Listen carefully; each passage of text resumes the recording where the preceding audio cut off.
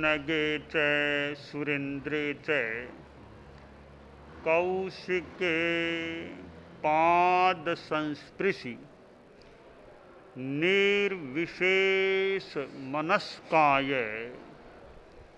श्री वीरस्वामिने नमः। आर्हत वाङ्मय में कहा गया है, दानान सेठम अभयपयानम सच्चेषु या अणवज्जं वयन्ति तवेषु या उत्तम बंभचेरम लोगुत्तमे समणे णाय पुत्ते। दुनिया में यदा कदा ऐसे शिशु भी जन्म लेते हैं जिनमें आगे जाकर महापुरुषत्व प्रकट हो जाता है। कई कई माताएं ऐसी होती हैं जो ऐसे महापराक्रमी, महाभाग्यशाली महापुरुषों को शिशु रूप में जन्म देने वाली होती हैं। आज चैत्र शुक्ला त्रयोदशी है, भगवान महावीर की जन्म जयंती है। आज से ईसा पूर्व 599 और विक्रम पूर्व 542 में चैत्र शुक्ला त्रयोदशी को एक ऐसे शिशु ने जन्म लिया था जो भगवान महावीर के रूप में प्रख्यात हुआ। भगवान महावीर भी आखिर एक आत्मा थे, हम भी आत्मा हैं। आत्मा की दृष्टि से दो हम भी उनके समान हैं, वे हमारे समान हैं। आत्मा का कभी उत्पाद नहीं होता है। ऐसा नहीं कि हमारी आत्मा अरबों बरस पहले तो नहीं थी, बाद में पैदा हुई और अब है, और कभी आत्मा नष्ट हो जाएगी, ऐसा नहीं है। आत्मा हमेशा थी। हर प्राणी की आत्मा, हर सिद्ध भगवान की आत्मा हमेशा थी, है और हमेशा बनी रहेगी। भगवान महावीर भी आत्मा थे। वे देवलोक से च्युत होकर, उनकी आत्मा च्युत होकर मनुष्य योनि में आई थी और माता त्रिशला के द्वारा एक पुत्र रत्न का जन्म हुआ। वर्धमान नाम रखा गया। नाम वर्धमान हुआ। अब वो जीवन में भी वर्धमान हुए थे, और वर्धमानता हम किसी रूप में उनकी गर्भावस्था में भी एक विकास की स्थिति देख सकते हैं कि गर्भावस्था में भी वे कितने वर्धमान हो चुके थे, वर्धमान थे या वृद्धिंगत हो चुके थे। गर्भावस्था में भी उनमें कितना ज्ञान था। जब वे गर्भस्थ थे, एक बार उनके मन में विकल्प आया कि मैं अभी माँ के गर्भ में हूँ, हलन चलन करता हूँ, मेरे हलन चलन करने से मेरी माँ को कष्ट होता होगा। तो शिशु ने सोचा, क्यों नहीं मैं हलन चलन बंद कर दूं ताकि माँ को कष्ट न हो, और वैसा कर ही दिया। स्पंदन कंपन सब बंद हो गया। माँ को ये अजीब सी स्थिति लगी, अरे ये क्या हुआ, वो गर्भ का स्पंदन कंपन बंद कैसे हुआ। माँ ने सोचा, लगता है मेरा वो शिशु तो मर गया है, तभी तो स्पंदन बंद हुआ है। माँ शोक सागर में निमग्न हो गई, बाहर भी बात पहुंची तो बाहर भी निर्णय हुआ भी सब गाजे बाजे सब बंद करा दो, बहुत शोक की स्थिति हुई है। उधर शिशु ने सोचा अब तो माँ को अच्छा लग रहा होगा, शांति हो गई होगी, मैंने स्पंदन बंद कर दिया। मानो कि कायोत्सर्ग कर लिया था। कायोत्सर्ग ध्यान की जो भी साधना भगवान महावीर ने बाद में की थी, यह भी बात आती है, और मानो कि गर्भ काल में भी उन्होंने कुछ किसी रूप में कायोत्सर्ग, शरीर की स्थिरता कर ली, स्पंदन बंद हो गया। कायोत्सर्ग भी एक ध्यान की जो साधना या कायोत्सर्ग की साधना है, एक अध्यात्म का साधना का प्रयोग है। कैसे शरीर के ममत्व को छोड़ देना, पकड़ को छोड़ देना, रिलैक्स हो जाना और शरीर के ममत्व को छोड़ देना बड़ी बात है। भेद विज्ञान को प्राप्त कर लेना, आत्मा अलग है, शरीर अलग है। तो कायोत्सर्ग की साधना परम पूज्य आचार्य तुलसी आचार्य महाप्रज्ञ जी जो प्रेक्षा ध्यान की चर्चा करते थे, प्रेक्षा ध्यान के प्रयोग भी कराए जाते। प्रेक्षा ध्यान के प्रयोगों में एक प्राथमिक या एक दृष्टि से महत्वपूर्ण प्रयोग है कायोत्सर्ग। एक ध्यान की पृष्ठभूमि भी होती है कायोत्सर्ग। शरीर की स्थिरता, शिथिलता और शरीर के ममत्व का विसर्जन, शरीर की पकड़ को छोड़ देना।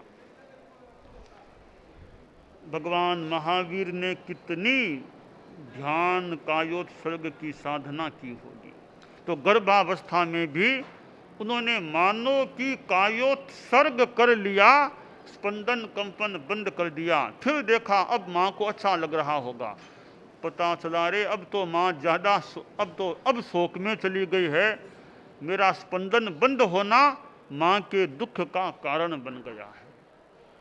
तो ये माँ को कष्ट हो गया ना, वापिस वो स्पंदन शुरू किया, तब माँ को विश्वास हुआ कि मेरा गर्भ सुरक्षित है, कोई खतरे वाली बात नहीं, गर्भ मरा नहीं, ठीक है।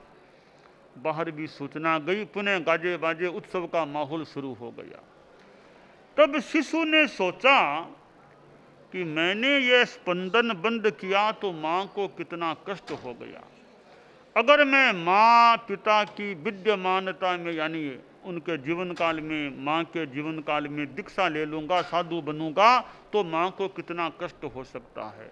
तो मैं अभिग्रह करता हूँ, मानो संकल्प करता हूँ, माता पिता जब तक जीवित रहेंगे उनकी विद्यमानता में, उनके जीवन काल में मैं साधु भी नहीं बनूंगा। यह अभिग्रह संकल्प किया ही नहीं, निभाया गया, निभा। जन्म के बाद जब तक माता पिता विद्यमान रहे, वर्धमान ने साधुपन की दीक्षा भी नहीं ली थी। तो माता पिता के प्रति भी वर्धमान के मन में कितना एक भाव रहा होगा। आज पुत्रों पुत्रियों के लिए भी एक मानो भगवान महावीर इस रूप में पथदर्शक हैं कि संतान का माता पिता के प्रति कैसा व्यवहार है। श्रवण कुमार की बात तो स्कूल में कईयों ने पढ़ी होगी, कैसे माता पिता का वो भक्त रहा था, सेवाकारी रहा था, परंतु वर्धमान ने तो गर्भावस्था में ही मानो माता पिता की चिंता करनी, ध्यान देना शुरू कर दिया। खैर, हम श्रवण कुमार की कोई हल्की लगाने की चेष्टा नहीं मेरी, मैं बता रहा हूँ कि वर्धमान में गर्भावस्था में भी माता पिता के बारे में ध्यान दिया। तो आज बच्चे लड़के सोचें, माता पिता के प्रति कहीं उनका आशातनापूर्ण व्यवहार तो नहीं है, माता पिता की व्यर्थ अवहेलना तो कहीं नहीं हो जाती है। तो भगवान महावीर की जन्म जयंती, भगवान महावीर बचपन में विद्यार्थी के रूप में पाठशाला भी गए, पर पाठशाला से उसी दिन छुट्टी मिल गई।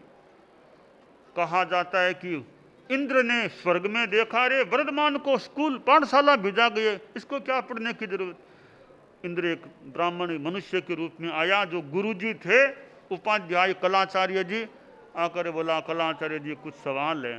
बोलो क्या सवाल है। कि ये व्याकरण की बातें हैं, अक्षर के भंग और गमा ऐसी बातें उनका उत्तर दीजिए। कलाचार्य जी ने सोचा, रे इन प्रश्नों का उत्तर तो मेरे पास है ही नहीं। व्याकरण ग्रामर का भी बड़ा महत्व होता है।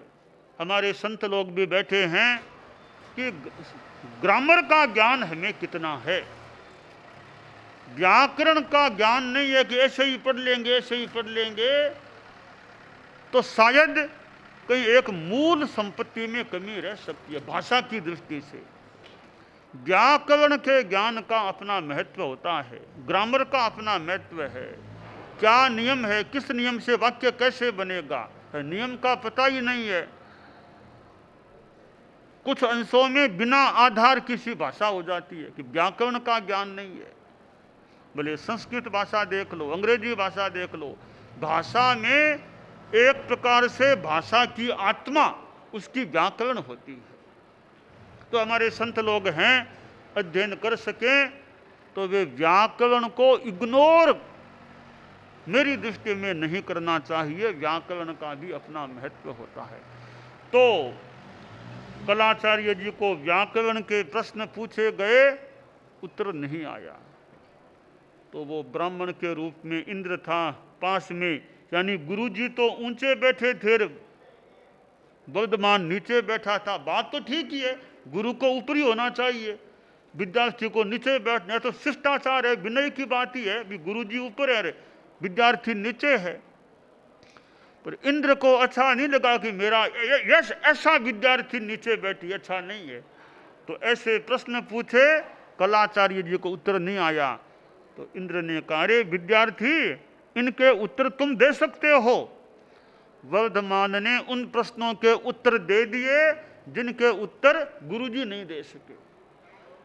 तो गुरुजी ने सोचा, रे सोचा होगा, गुरु मैं हूं या ये बच्चा गुरु है मेरा। मैं नहीं जानता जो बात ये बच्चा जानता है, इस बच्चे को पढ़ाना मेरे बस की बात नहीं है। इसको मैं कैसे पढ़ाऊं। घी को क्या चौपड़ना, घी तो खुद ही स्निग्ध, उसको क्या चौपड़ना है। कहा, भैया बच्चा छुट्टी तुमको स्कूल से, मैं नहीं पढ़ा पाऊंगा तुमको, तुम तो मेरे से ज्यादा ज्ञानी हो। पहले दिन ही पाठशाला से छुट्टी मिल गई।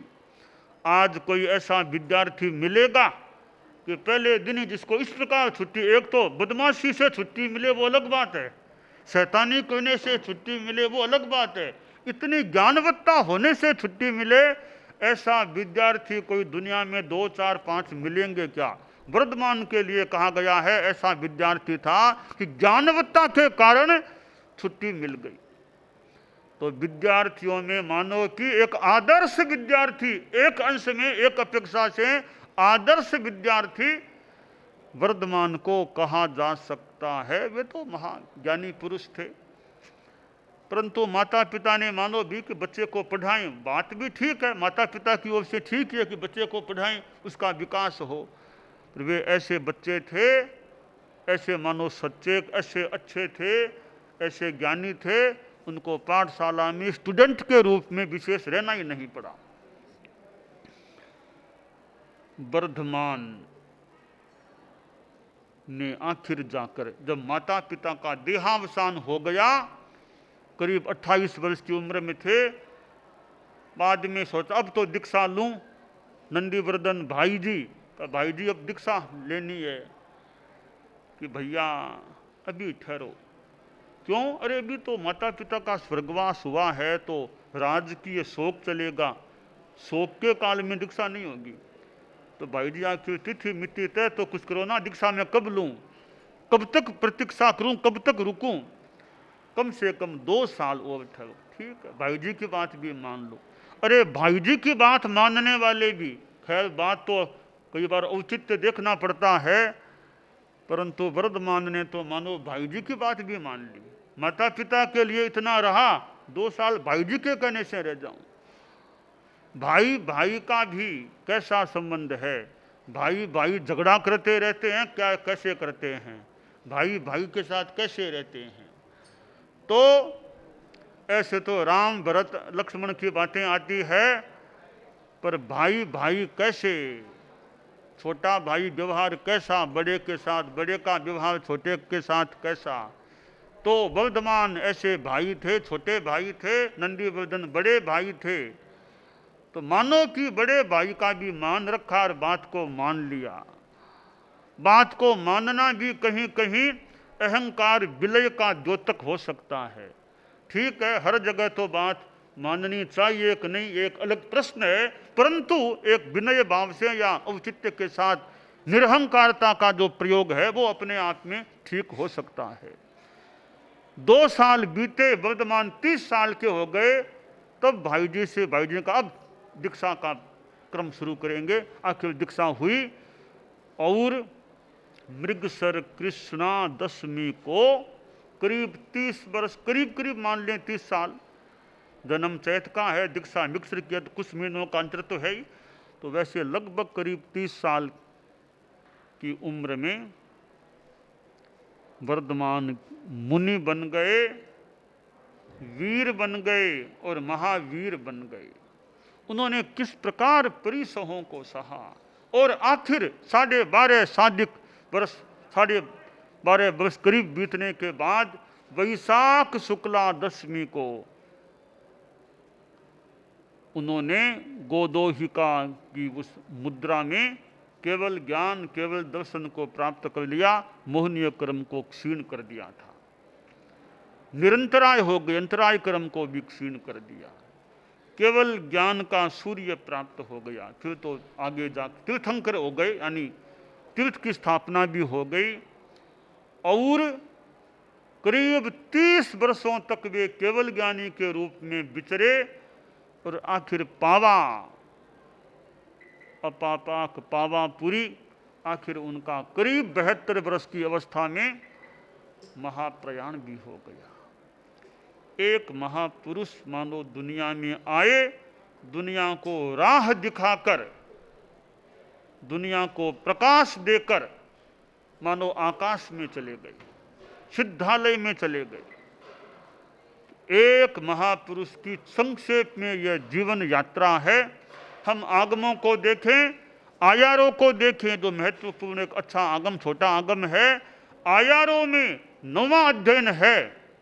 संक्षेप में भगवान महावीर के जीवन पर उसमें प्रकाश प्राप्त होता है। पहले के कुल 7 अध्ययन, 8वां कुल 8 है, 7वां अभी लुप्त है, तो प्राप्त 7 अध्ययनों में मानो भगवान महावीर का या एक अध्यात्म का संदेश हमें मिल सकता है।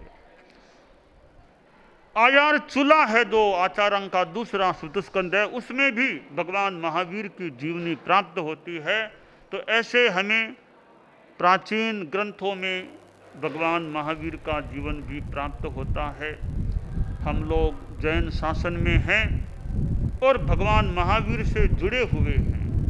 24वें तीर्थंकर, वर्तमान अवसर्पिणी के यहाँ के अंतिम तीर्थंकर, भगवान महावीर से जैन शासन जुड़ा हुआ है। जैन शासन में साधु साध्वियाँ भी, चारित्रात्माएं भी, श्रावक श्राविकाएं भी हैं। और हम आगमों को देखें, आगमों की वाणी को देखें, अप्पा दंतो सुही होई असीम लोए परथय। आत्मा का जो दमन करता है, संयम करता है, वह सुखी होता है। अस्मिन लोक, इस लोक में भी सुखी होता है और परलोक में भी सुखी होता है। तो सुखी होने के लिए हम संयम की साधना करें, हम परम सुख को प्राप्त कर सकें।